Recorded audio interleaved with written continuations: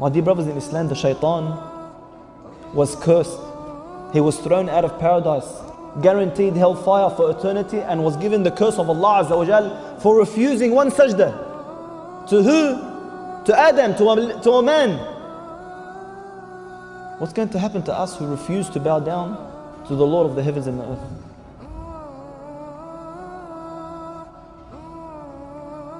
The shaitan cries every single time we go into sujood. He cries. That Adam was ordered to make sujood and he made sujood. And I was ordered to make sujood and I refused. That watchman that the Prophet ﷺ guaranteed, whoever gets up while the Muslim army was going to war and they was going to sleep that night, who wants to get up and be a watch guard for the Muslims? So two men stood up. They go, we'll do it. One would do half the night and the other would do the other half. So this man got up on the cliff and he's watching over the Muslims and he begins to pray. He's standing there watching, so he started praying. He started praying and the enemy came. And as they were approaching, he saw the man on the cliff and he knew this man would alert the Muslims, so they couldn't ambush them. So he grabbed the arrow and he shot him. And the arrow entered one part of his body and exited the other. And this man remained there standing praying. He did not want to leave his prayer. Look how important it was to him. He didn't want to leave his prayer. We took some of the shababs a few weeks ago to skirmish paintball. Little paintball just hits you, it stings. You should see them run. And it's killing and they're rolling on the floor in pain. This man took an arrow in one part of his body and out the other and he didn't move. Another arrow, the second one, straight in one part, out of the other. The third arrow, straight in one part, out the other. And he would not leave his prayer.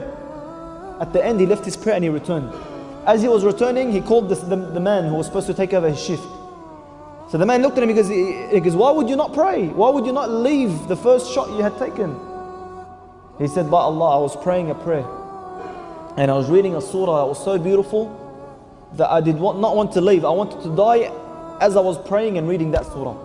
And if it wasn't for my promise to the Prophet ﷺ that I would guide the Muslims, I would have stayed in that prayer and died in that prayer. Look at the importance of salah in their lives. The man who wanted to get his leg chopped, what did he tell them? Chop it off, wallah min salah. You know how the narration goes? They done the whole operation. They chopped off his entire leg and he did not even grunt. He did not even grunt. Imam Bukhari radiallahu anhu. Imam Bukhari, the one who the scholars claim that the most sahih, the most correct, the most authentic book after the Quran is Sahih Bukhari. Not a household doesn't have this book. How was his prayer? His students once narrated, you know what they narrated? They narrated that once he got up to pray, and as he finished his prayer, he gave salam, he felt something on his back.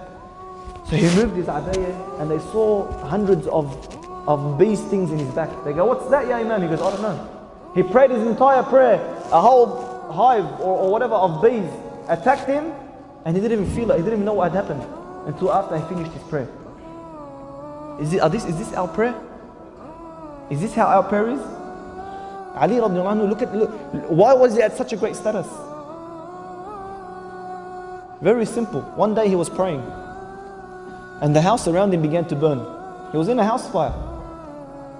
And people all gathered around him. They saw him, he's still praying. And then they called out to him, Ya Ali, the house is burning, Ya Ali, the house is burning. And he didn't listen. At the end of the prayer, he gave salam and he walked out. They go, Ya Ali, didn't you hear us calling out to you that the prayer is burnt? The house is burning? He replied, can you hear what you're praying? Can you actually hear others or hear things while you're praying? He couldn't understand. How could that be?